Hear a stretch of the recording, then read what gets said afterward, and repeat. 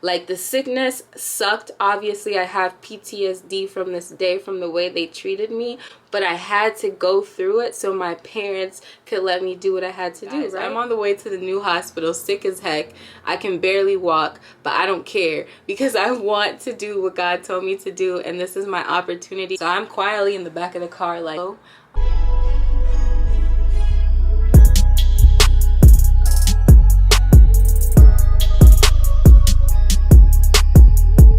Hey guys, welcome back to my channel. Back at it with another video. Today's video is just gonna be a Q&A about my life in aesthetics. So we're just gonna get right into it. No chitter chatter, jibber jabber. We're just gonna get right into it. Okay, so my first question is, what made me decide to go into this field? Is this my passion? So actually, I never knew or thought I would ever be an esthetician. Literally, this sounds crazy, but God told me to. This is why I'm doing this. I had no interest. I didn't even know how to spell aesthetics. I've never been to an esthetician to get a facial. I just never had that interest before. Literally, God told me to. And let me tell you real quick how. Yeah, I never wanted to go to college. I always loved beauty stuff, makeup, you know. I did care about skincare for myself. I wasn't really into skincare though like that, like some of you skincare gurus who want to try everything on the freaking planet that has to do with skincare. Never knew what I wanted to do, was always lost, always changing my major.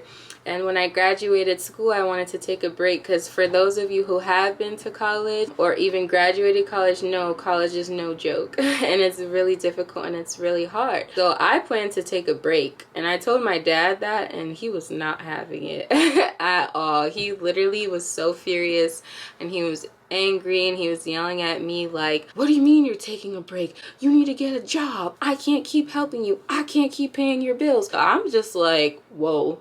Like, I thought it was normal for people who go to college to take a break after because it is so depressing, especially if you didn't even want to be there in the first place. So now I had to force myself to find a job because he said he wasn't going to help me. Believe it or not, people glorify going to college, but you can't really get a job easily after college. Me telling them there was no job that I cared for, they didn't care. They just want you to apply to any job. If you're making income, that's what matters. It doesn't matter if you're passionate about it or not. And my first job was at Yelp. They called me an account executive. They make it sound super fancy, but basically you're cold calling businesses trying to sell them Yelp ads. Some of you guys who are estheticians or business owners, I'm sure you hate them. Trust me, I hated the job as well and I hated working there. So basically you have to harass business owners all day long trying to convince them to get ads that are really expensive. And even if they said no, you had to keep like pushing and calling them. So basically it was a miserable job that I worked for 7 months. I had people hanging up the phone on me all the time, people cursing me out on the phone all the time, but I couldn't leave my job because believe it or not, you would think New York City had so many opportunities to get new jobs because it's such a big city, but that's false. So I had to stay there because I had moved all my stuff over there. I'm in a 1-year lease in the apartment that I could barely pay for because the job only paid $40,000 salary, which in New York City is basically not survivable. I begged my parents to let me come back home because I kept praying to God and asking him what my purpose is, because the way that I was so miserable at work, I just knew in my heart, I'm like, God, you did not put me here on this earth to work this miserable job and for me to be miserable at work every single day. Like, Lord, what is my purpose? Yeah, fast forward, after me praying every single day, I started to get little signs that said I should focus in the beauty industry. And then finally, like, I don't know if you guys believe this, but I feel like sometimes God speaks through you through people. And I went to go get a Brazilian wax and she complimented my eyelashes. And if you guys don't know, like, I sell these lashes, they're called Immaculate Minks. I actually won a Shark Tank competition and I won $2,000. And you can wear them over 180 times. So that's why it won, because a lot of lashes, you know, you can only wear them once and they're trash. So yes, I was telling her how I own my own lash line, blah blah blah. She wants to purchase any, and she was like, what? She's like, you're so pretty, you're doing that, you're doing this, like what do you do? And I told her my miserable job that I was working at. She was like, no, you need to go to aesthetic school. And I'm like, what's aesthetic school? She was like this stuff, you get to wax, you can do facials, all that stuff. And I was like, I don't know, like I've never seen myself waxing or anything, but you know, maybe that would be cool. So, she was just telling me how to get into the schooling, but it wouldn't work for me because their part-time program, time that it started was when I was just getting out of work, and I couldn't do the full-time program because I had rent to pay. So I asked my parents if I can sublet my room and I can come back and come to Albany and go to aesthetic school. They were not having it. They were screaming at me saying no, I wanted to move to the city and now I want to leave, blase blah blah. And now I'm upset because I'm like, I just had this urge and this feeling like I had to do this, but my parents are restraining me from doing it. So I just kept praying like, Lord, you need to make a way. This was like a whole month thing. I was just plotting and planning, trying to figure out how I can escape and go to aesthetic school. Thank God. This is not something to be thankful for, but it just shows you that sometimes when you have lows in life, like you shouldn't quit because the lows are for a reason. So it got to a point where I got really sick and they started treating me really bad in the hospital, and I called my parents crying. Of course, that's when they felt bad because I'm not the type to do that. So they came down to the city to visit me in the hospital. I got better, went back to work, still miserable, asking them, you know, if I can come back. They're still saying no, just finish out the year and then you can come back and do whatever you want.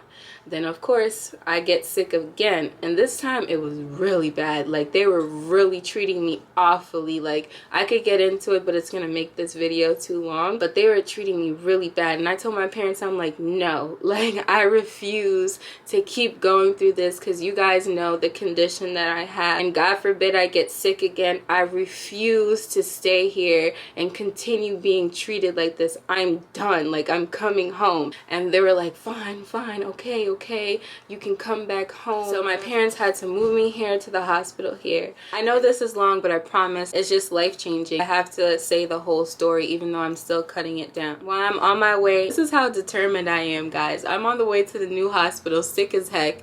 I can barely walk, but I don't care because I want to do what God told me to do, and this is my opportunity. I finally figured out my passion. So I'm quietly in the back of the car like, oh, my name's Elaine. I'm trying to register. I'm trying to register for 600-hour aesthetic program for the end of February. They said they had no spots available. So here I go feeling defeated again. They said they had no spots available. There's a wait list, but there's 16 people ahead of me. So looking slow basically for me to get in for the February program. I'm like, fine, just put me on the wait list. So this is early February 2020 now. Mind you, it's about to get real. They call me and they say, we have one spot available. Do you want it? And I'm like, heck yes. Put me in. At the same time, they're like, okay, the school is $10K. Did you get your bachelor's? I'm like, yeah, I have my bachelor's. And they're like, oh, when you get your bachelor's, you don't get any financial aid. So you're gonna have to pay $10,000 out of pocket. I didn't have $10,000. So now I have to ask my parents. My mom's like, no, you're not going anywhere.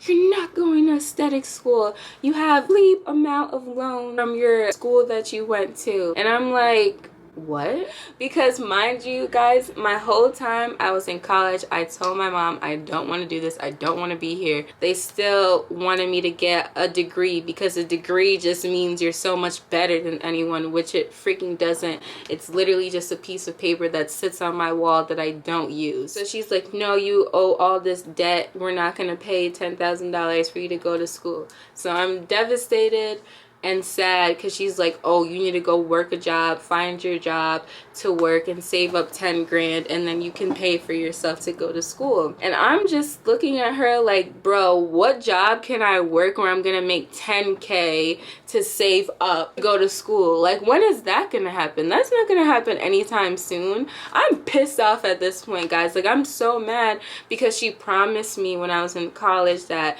as long as I get my degree, whatever I want to do after, sure she'll let me do it. I was doing my YouTube back in college. She tried to take away my camera from me. She tried to stop me. She tried to throw away my makeup because she just didn't want me to do the things that I was passionate about, because to her, school was the only thing that mattered. That's been my whole life. Like, anytime I want to do something for myself, they say no and they try to confiscate it from me or stop me from doing it. So I was just very angry and upset. So at this point, I'm like, y'all, yo, she's gonna be tight if she watches this video, but I'm just being honest. So I'm like, y'all, I'm gonna figure this out, and I'm going, because God told me I needed to do this, and whatever God tells you to do something, do it, because this, what I'm telling you right now, is a testimony to show that if God tells you to do something, he got your back. Okay, so yeah, so we get back. I go to all these banks trying to see if I can get a loan for 10K, you know, to go to the school.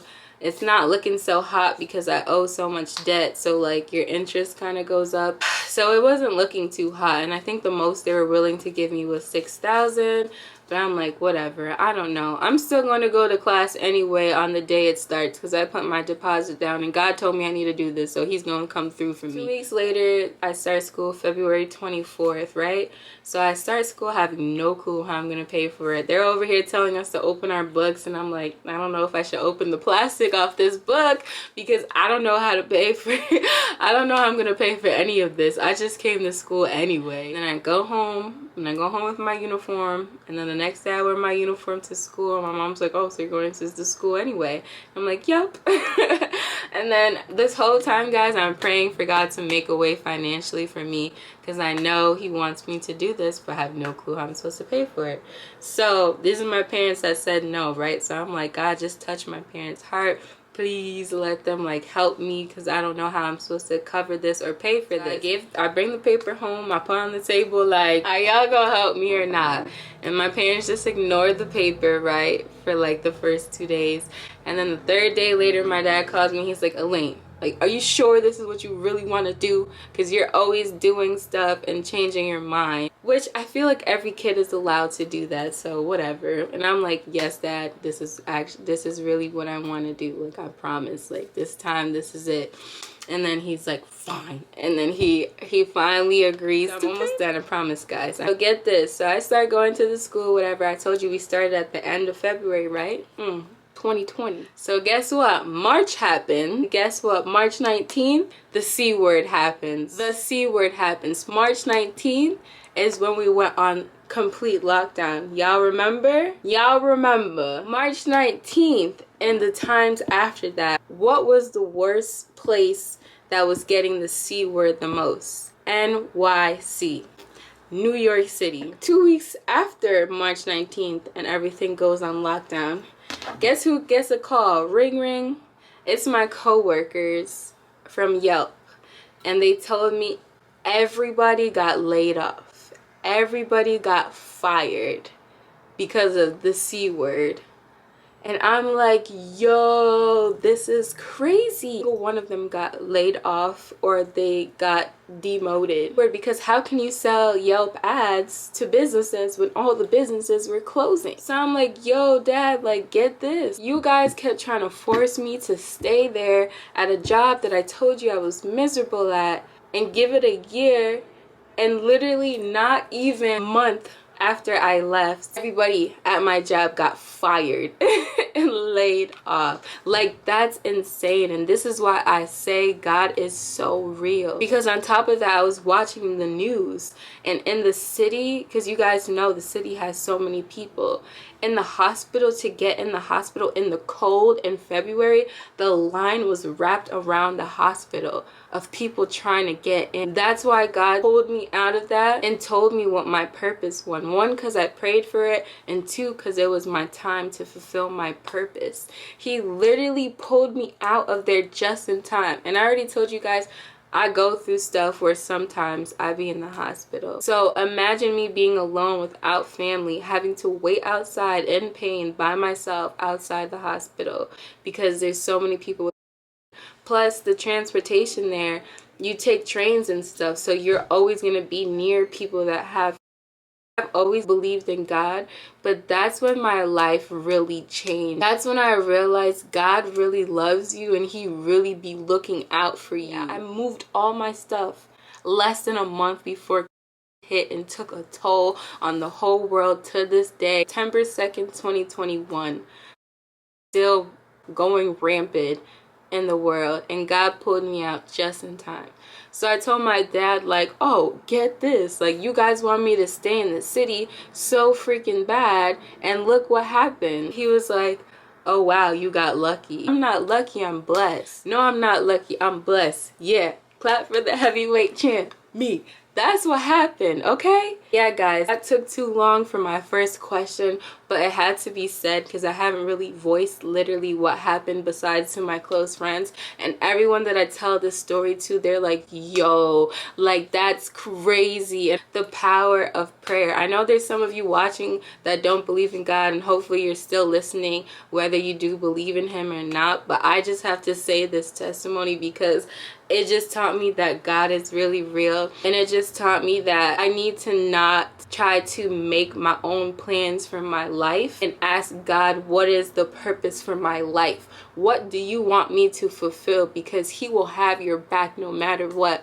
Because if I didn't pray for my purpose and I just accepted and got comfortable where I was, I would have been stuck in there, and God forbid would have and died. But because I always kept a relationship with God, like, he spoke to me early before things even happened. And besides the Brazilian wax lady, there was so many other signs that I saw. So to answer your question, I never saw myself doing this. Like, God told me to do it and I did it, and it's been the best decision I've ever made in my life. That's all I have to say. Don't forget to like, comment, and subscribe, guys. So many of you guys watch my videos but you aren't subscribed. Why not? Why not? Click that subscribe button, drop a comment down below, ask me more questions that you guys would like me to answer and make in my next video. I love making these videos for you guys. It's just so much fun. Alright guys, I'll see you guys in my next video. Bye guys. I got that gun, it can crack on me.